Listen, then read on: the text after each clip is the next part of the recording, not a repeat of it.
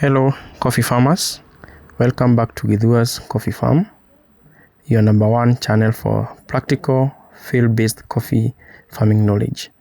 Today's video is a special one. I am taking you along on a recent farm visit to one of my clients where we have just established a young SL coffee variety farm, and this is a very promising setup. And I want us to walk together through the process step by step from the establishment. You can see the coffee plant which we have already established, and from establishment to now the management. So before that, I want to sincerely appreciate my good friend Anderson Muturi for gifting me a very insightful book known as Soil Owner's Manual by John Sticker. And this book has really opened my eyes on one key topic, and that is soil health. And what exactly is this book looking into, or maybe what also we'll be looking into, is what is soil health, which is a real topic that we'll try to delve into, and why should every coffee farmer care, and how can we successfully grow coffee without relying on artificial fertilizers. If you are a farmer who wants healthy soil, healthy plants, and sustainable yields, then this video is for you. Let's get started. So we'll be looking at soil health because as you are looking at the already established farm, is that we have looked into the soil health of this farm.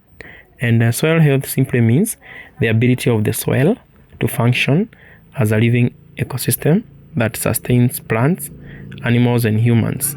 So in this farm, as we are doing a bit on soil management or looking at the soil health, we really emphasized on the best practices to ensure that our soil is healthy. Therefore, this is what we did. We mixed thoroughly the goat manure with the soil, and you can see it's thoroughly mixed up.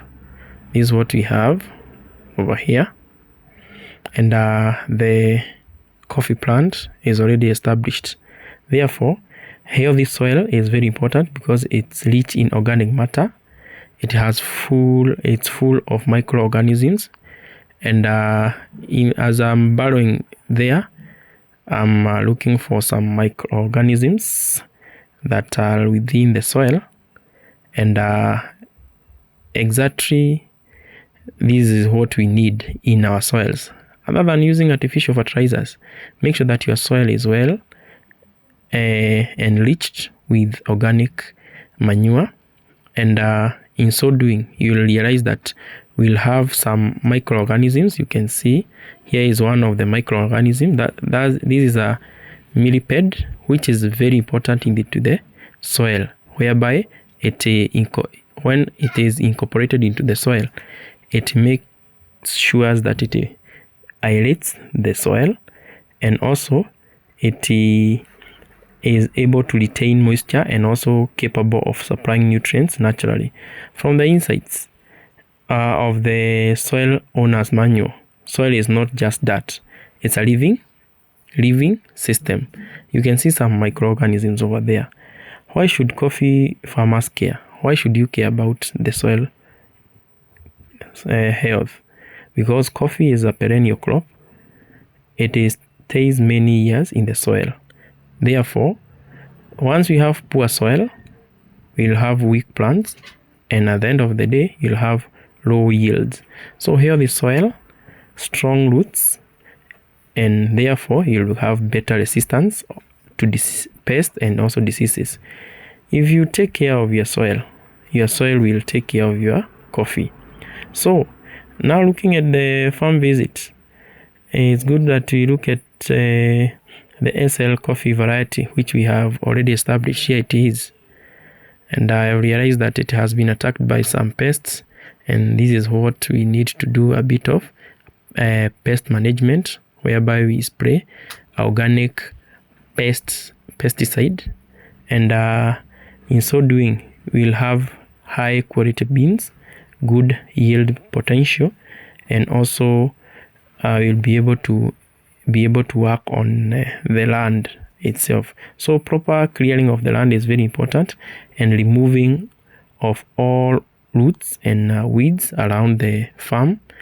As we are continuing learning about this farm, we have realized that there are quite a number of weeds that are about to establish. Therefore, it's good to remove the weeds as early as now, and do the deep digging to loosen the soil, and this improves root penetration and water infiltration. So as you can observe over here, we ensure that we use the standard spacing, that is 9 feet by 9 feet, and this ensures enough sunlight and also good air circulation, which reduces what? Diseases and spread. Therefore, as I'm walking around, I realized that there are some polythene papers which were carrying the seedlings, and I collected them. It's good to ensure that the soil or the farm is we have removed all the nylon papers. So as we also look at the essential management practice in this young farm, is making sure that you have uprooted all the weeds, as I'm doing over here. Yeah, make sure that the farm is free from weeds.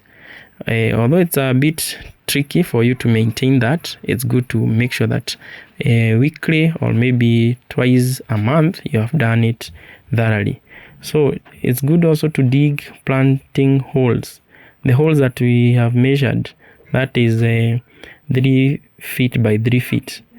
Make sure that when we are doing it, we always make sure that topsoil is well maybe incorporated with the soil, with the manure.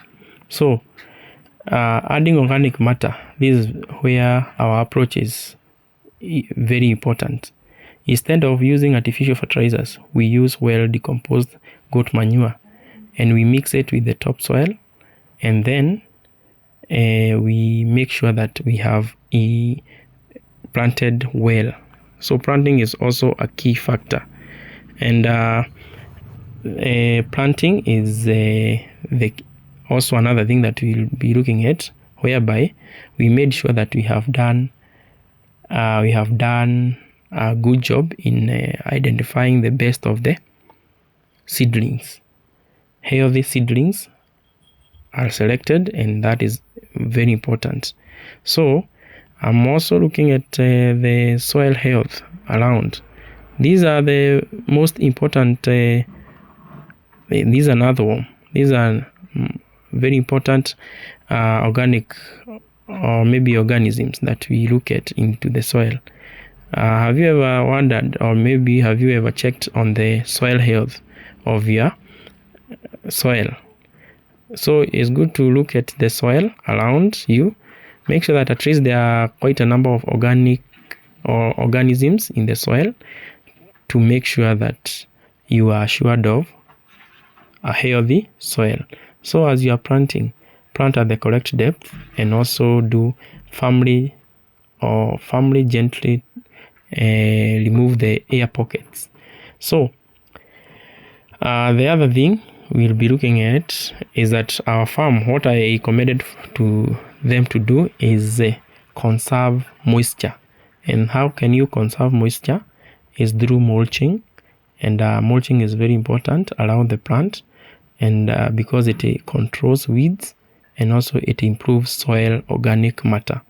So the importance of goat manure is good to know, because at some of good farmers always ask, why recommend goat manure? Because it is portable and it's readily available.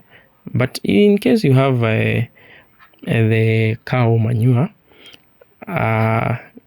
I'll not really discourage you from mixing it with soil, but it has quite a number of challenges which we'll be looking at in our next video. So goat manure is very important because it is rich in nutrients, whereby it contains nitrogen, phosphorus, and also potassium naturally. So the goat manure also improves the soil structure, which makes soil loose and well aerated. This enhances the microbial activity. That is what we have seen. Through these soils, they have a lot of microorganisms, and the microbial activities that happen into the soil, they feed beneficial organisms in the soil, and in so doing, the goat manure also brings about slow nutrient release. The nutrients are released slowly, unlike the chemical fertilizers.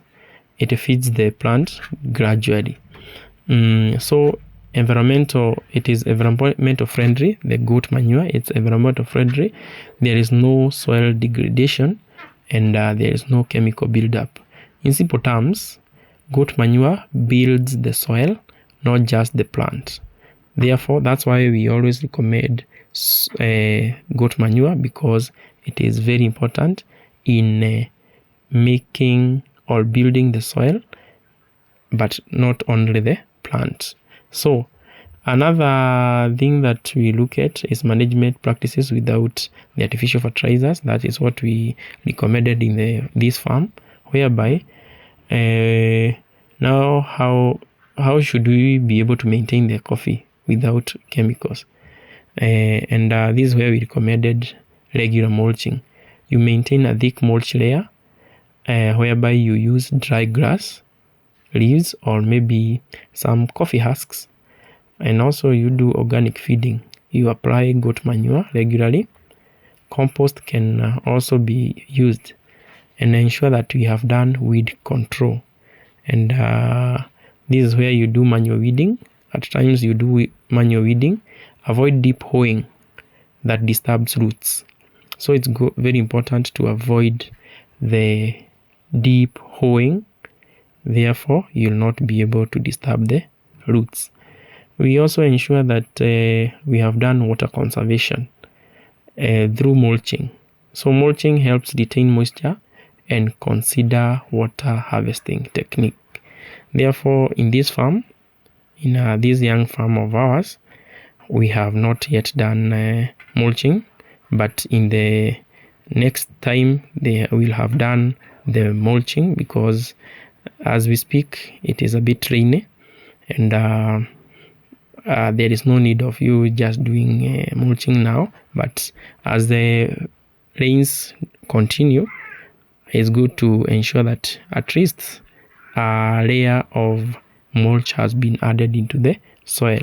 So the next thing that we do as in the farm is make sure that there is pest and disease management. We use organic solutions where possible. At times we use some inorganic, but where possible we use organic solutions to maintain or to make sure that you have worked on pest and disease management and maintain proper spacing. As you can see, we have made sure that the soil is well, or maybe we have managed to work on the pest and disease management, whereby we maintain proper spacing. From this point, you can see these coffee plant to the next, it's 9 feet. Therefore, spacing is key in controlling the pests and diseases. So healthy soil leads to fewer pests and disease problems. Therefore, it's very important for us to make sure that we have also looked into maybe planting a soil cover. For example, beans, talk of butternuts, and maybe sweet potatoes. And these really help in fixing some nutrients in the soil. So the key lessons from the farm visit, it's very important to look into them. And from this farm visit, we have realized that these millipedes are very important in the soil. These are the microorganisms that burrow the soil and make it aerated, and you don't really need artificial fertilizers to grow strong coffee. What you need is healthy soil and also organic matter, and the very important thing is also good management practices. This is sustainable farming, whereby we make sure that the farm has been able to sustain itself and grow the coffee to the maximum. So as we conclude, I want to remind every coffee farmer that your soil is your greatest asset. Invest in it, protect it, feed it, and it will reward you for years. So if you've learned something today, like the video and share with a fellow farmer, and kindly subscribe to the Githua's Coffee Farm Consultancy. Let's grow coffee the sustainable way. See you in the next one.